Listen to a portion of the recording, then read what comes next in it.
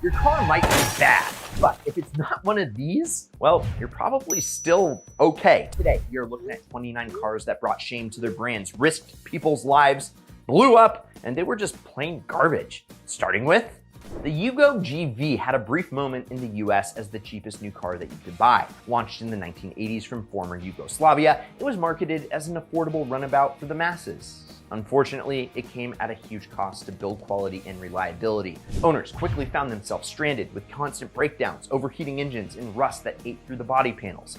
Despite its charming red paint, the Yugo's legendary unreliability makes it a cautionary tale and a cult classic for people who love disaster. Next up is the infamous 1970s Ford Pinto. Yes, this subcompact promised budget motoring, but it became notorious for a deadly flaw. A rear-mounted fuel tank with little protection.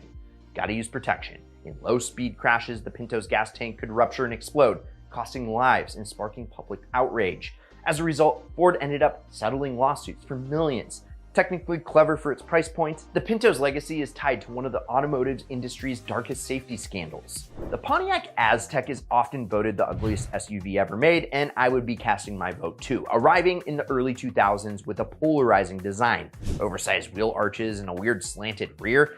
Yeah, it turned a lot of heads for all the wrong reasons. Underneath, it was meant to be a versatile family hauler, but even buyers who tried to love it just couldn't ignore its slow V6 engine and cheap interior materials. Blamed for helping kill off the Pontiac brand, the Aztek is a poster child for how not to design a car. Well, then you have the Cybertruck, but yeah, ugliness so extreme it's almost fun to look at. And guys, real quick, Rocky from New York already drove off with the first GTR and the bonus cash that changed his life. We literally flew him out here. He hung out with us for the whole weekend. We shipped his car back home to New York, and the dude had the time of his life. It genuinely changed everything for him. And now it's your turn. If you want a shot at winning your dream car plus bonus cash, hit the link in the pinned first comment right now. And now, back to the show. Okay, we all remember the DeLorean in Back to the Future, but its real-life track record, not so great. With its shiny stainless steel body and gold-wing doors, it looked futuristic, but under the hood was a pretty tame V6 with mediocre performance. Owners found themselves disappointed by sluggish acceleration in a car that often broke down. Despite all the drama of John DeLorean's legal troubles and a cult following, the DMC-12 failed to meet its supercar hype. It's a classic example of style over substance in automotive history. Chevrolet had big hopes for the compact Vega in the early 70s, but it quickly became one of the biggest flops. It arrived with promise of an efficient economy car, but owners discovered a knack for serious problems. The Vega's aluminum engine block overheated and warped, and its body panels were infamously prone to rusting through after only a couple of years. What was meant to save gas turned into a money pit of maintenance. Today, old Vegas are rarely seen on the road, mostly in scrapyards or barn finds. AMC tried to join the small car trend with the Gremlin. What a great name. It looked like a Mustang chopped in half with a stubby rear end that many called ugly. Beyond its weird looks, it lacked modern comforts and tech, even for its time. Underneath, the Gremlin used basic engines and suspensions. So, performance and handling, nothing special. While some fans appreciated its quirky vibe, the Gremlin is mostly remembered as a product of the late 70s Detroit trying and failing to adapt. Its odd shape made it stand out, but not in a good way. The Trabant is what happens when you mix economic constraints with outdated engineering. Built in East Germany, it featured a tiny two-stroke engine in plastic, Duroplast, body panels. Sounds cute, but on the road, it was a nightmare. It was slow, it smelled. That two-stroke engine belched blue smoke, and its build quality, it was laughable. Owners joked that it took at least an hour to reach even highway speeds, and the limited safety, no real rust protection, minimal crash safety made it a rolling hazard. Yet, like the Yugo, it had a cult of fans who adored it for being so bad. Misery loves company, I guess. The Suzuki X90 is a head scratcher in the automotive history. Imagine a tiny SUV with a two-door coupe body and movable target top. Sounds fun, right? In reality, its bizarre blend of features meant nowhere to hide. The interior was cramped, storage was tiny, and it only had 2 seats. It wasn't sporty enough for off-road fans, nor practical enough for everyday drivers. With so few sold, the X90 became a niche oddity. It's a prime example of an idea that might have sounded cool, but on the road it just didn't work. Ever heard of the Renault Le Car? In Europe, it's a beloved Renault 5, but the US version, well, it didn't fare very well. Arriving in the mid-1970s, Americans found it underpowered and cheaply made. Its tiny engine labored even on flat roads, and interior quality was flimsy. It was better suited for narrow European streets than big American highways. Critics slammed its safety and build. Despite an earned European pedigree, the Le Car is remembered here as a poorly adapted import that left many drivers craving more substance under this cute hood.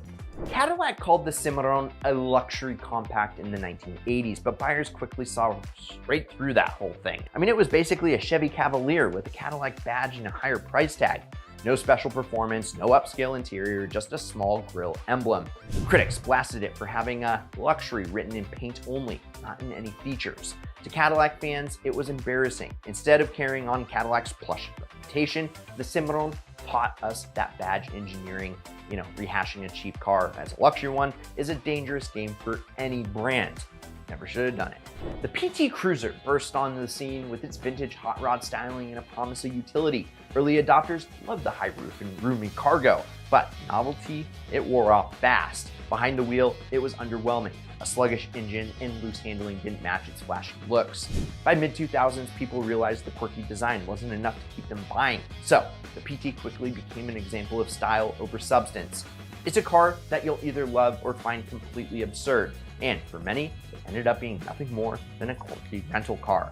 Saturn hoped the Ion would kickstart its brand in the 2000s, but it ran into a buzzsaw of problems. On paper, it seemed promising: space-age plastics and a simple interior. In practice, electrical gremlins took over. The Ion became infamous for a faulty ignition switch that could shut the engine off mid-drive.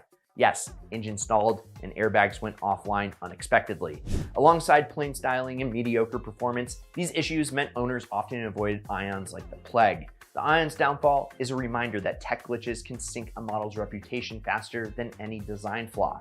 The Fiat Multipla turned heads, but not always for good reasons. Debuting in the late 90s, it looked like it was made from misplaced puzzle pieces: a bulbous 3-abreast front seat, wide-set headlights, and a bulbous midsection. Its interiors were actually clever and spacious, but most people couldn't get past the looks. In fact, it was often voted one of the ugliest cars ever. Despite its practicality, many buyers ran for the hills. These days, Multipla owners affectionately call it the frog car. It proves that if you shock eyeballs, you either become unforgettable or undrivable in the market. Dodge's Caliber arrived with the hopes of reviving the Dodge brand, but it fell flat. Under the hood, its engines were underpowered and thirsty, offering very little excitement.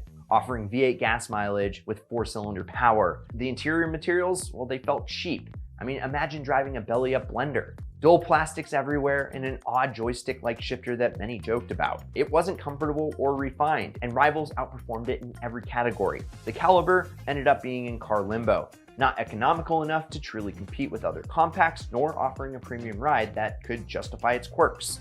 The late 90s Mercury Cougar was supposed to be a fresh, sporty coupe. Instead, it limped off the track.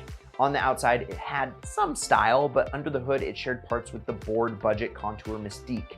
Drivers complained of slow acceleration and transmission problems. Inside, it felt cramped and the materials were unimpressive. Not what you'd expect from a car that was meant to be a sporty upgrade to Mercury's line. It sold poorly and became a footnote in auto history. It's a lesson that a cool name and looks aren't enough without the performance to back them up. The Smart 4.2 was tiny by design, a little city car, small enough to park sideways. While that gimmick worked for urban parking, every other aspect was compromised. The back seat was non-existent, the storage space was microscopic, 2 people and a couple of groceries was the max. Safety concerns popped up too. This miniature car just couldn't handle collisions like a normal sedan. For enthusiasts, it's a clever experiment, but for most drivers, it feels like playing a video game on roads. Unless you love driving something that feels more toy than car, the Smart's appeal was, and remains, very niche. Lincoln tried to make a luxury pickup with the Blackwood, and it was a bold concept that didn't pan out. It had lavish interior trim and creature comforts, but the cargo bed was small, fixed, no retractable cover, and covered in carpet like a posh living room. Great until you wanted to haul dirt or work tools or do truck things, It rode like a sedan, not a truck, and cost a hefty sum. Buyers didn't know whether to admire or mock it, so sales, they sputtered. In the end, the Blackwood is studied as a case of selling a fancy facade without real utility. Pretty on the outside, useless at the work site. The Hummer H2 aimed to be the ultimate manly SUV, but it drove practically off a cliff. Painted glossy black or army green, it looked imposing, and that was about all it had going for it. Those massive wheels and heavy weight meant fuel economy you'll either laugh at or cry about. We're talking single-digit MPGs if you're unlucky. Parking and maneuvering? Forget it. Even entering a standard garage was an adventure. Its status symbol vibe couldn't hide the fact that it was almost comically inefficient. The H2's era passed as gas prices soared, making this behemoth a relic of reckless excess. Arguably the worst car launch in American history, the Ford Edsel was hyped as the family car of the future. But the reality, odd styling, that infamous horse-collar grille, that divided opinion, and a joke of a crash safety rating, it didn't help it at all. It debuted smack in the recession, on top of all that, making its hefty price tag unappealing. Production snags meant quality was inconsistent. Within 2 years, it was axed. The Edsel quickly became shorthand for failure. Essentially, an automotive school example of overpromise and underdeliver. Every car geek knows the lesson is taught about hype trumping reality. The Mitsubishi Mirage is still on dealer lots as a bargain basement car, but enthusiasm is hard to muster. It was supposed to be the cheapest, most fuel-efficient choice, and it is cheap. Yet, reviews have panned it for its 78 horsepower engine that feels like it's rowing a boat up a mountain. Acceleration is glacial, and highway merging can be a white-knuckle experience. Inside, the cabin is plain and bare bones. It meets the needs of cheap commuting, but it's so basic that even budget-conscious drivers will squirm. The Mirage reminds us that cutting too many corners turns practical into painful. Nissan took the normal Murano SUV, chopped off the roof, and called it a cross cabriolet. On paper, a convertible SUV sounds novel, but in practice, it was just odd. The ride height of a crossover with no roof meant compromises everywhere. Poor rear visibility, wind buffering even at low speed, and a rear seat exposed to sun and rain. It looked cool cruising shoreline roads, but everyday practicality? Non-existent. It made a big statement at auto shows, but when people had to park it or clean it, sales dried up. The Cross Cabriolet proves that just because you can make something doesn't mean that you actually should. The Hyundai Tiburon had the look of a sporty coupe and was priced to lure sports car enthusiasts. Unfortunately, peel away the sexy body and the performance was not thrilling. Its 4-cylinder engine delivered only modest power, and handling was just, so-so. Enthusiasts found it underwhelming. Inside, it felt cheaply made. In short, it was the automotive equivalent of a costume party. Everyone looked the part, but nobody brought the right attitude. It got attention for looks, but that attention faded once people compared it to true sports cars. The Eagle Premier was a collaboration between AMC, then Chrysler, and Renault, aiming to compete with mid-sized sedans. It had some pretty good bones, spacious interior and advanced independent suspension, but relentless reliability issues held it back. Buyers faced strange electrical gremlins and mechanical failures, and making repairs a routine annoyance. It wore multiple badges, AMC, Eagle, but never found a loyal audience. Despite initial promise, it's one of those cars history has largely forgotten, remembered mainly for its potential that never quite materialized. The first generation Kia Rio arrived while Kia was still proving itself. I think they still are. It was cheap, yes, but that was reflected in every detail. Early Rios suffered from shoddy build quality, plastic dashboards that rattled, flimsy door handles, and engines prone to issues. Fuel economy was decent, but driving one felt like a compromise at every turn. Owners often upgraded as soon as they could. Kia has come a long way, but these early Rios remind us how much can go wrong when a budget car cuts corners. On the surface, the Chevy Cobalt was a simple, compact, stable ride and had okay looks, but it earned its dark reputation from one thing: a deadly defect in the ignition switch. Faulty switches could slip out of run, killing the engine and airbags in crashes. That flaw led to a massive recall and was linked to many fatalities before it was fixed. Aside from that crisis, the Cobalt was otherwise unremarkable, bland styling and a forgettable interior. But that one fatal flaw cemented its place among the worst cars for the tragedy it caused. The Plymouth, later Chrysler Prowler, was bold. It was a modern hot rod on wheels, styled like a speedster from the 1930s. It definitely turned heads. However, underneath the flared fenders lived a gutless V6 in a chassis that rode rough. Storage space, virtually zero. You park it for style, not groceries. Owners gushed over its looks at car shows, but daily driving felt quirky and impractical.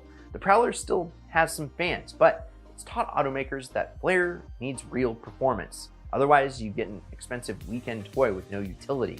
Saab surprised everyone with the 9.7X SUV in the mid-2000s. A Saab badge on a GM platform? In theory, the luxury crossover from Saab sounded great.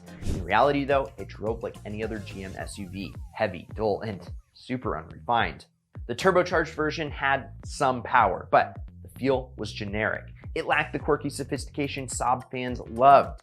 Worst of all, it was expensive compared to competitors, but didn't offer anything unique except a Griffin logo. It faded quickly, proving that mixing and matching brands can dilute what makes each special. When Oldsmobile sent off its final generation of cars, the Alero was one of them. It was meant to be a fresh, sporty car from the late 90s, but it couldn't shake its reliability woes and aging design. Engines and wiring had lots of recalls, and by the early 2000s, it looked tired next to newer models. As the last Oldsmobile coupe, it became a symbol of a brand on life support. The Alero's downfall was part timing. It came just as Olds was phasing out, but it didn't help that it was underwhelmed in quality along the way. The Phaeton was Volkswagen's grand gamble to enter the ultra-luxury market, packing nearly Bentley-like features into a Volkswagen badge. Impressively built? Yes, but impossible to sell at that price to a brand known for Beetles and Jettas. Buyers balked. Why pay German engineering perfection when you could just get an Audi or a Mercedes with the same money? This thing just kind of looks like a larger Passat. The result, dismal sales and Volkswagen losing billions on each one. It's a cautionary tale that even superb engineering can't save a model with a confused identity. The Phaeton is now a collector's oddity and a what if in Volkswagen's history. So which one do you think deserves the #1 spot on our idealist or not idealist? Let us know in the comments below. Also, remember to go to winthisIdealcar.com, link to it in the pinned first comment, to get entered for free to win our very first car giveaway. Also, if you enjoyed the vid, like, subscribe, turn on that notification bell, and check out these Ideal vids over here. I'm Brad Danger. This is Ideal. We'll catch you next week, and promise you one thing: keep living the ideal lifestyle.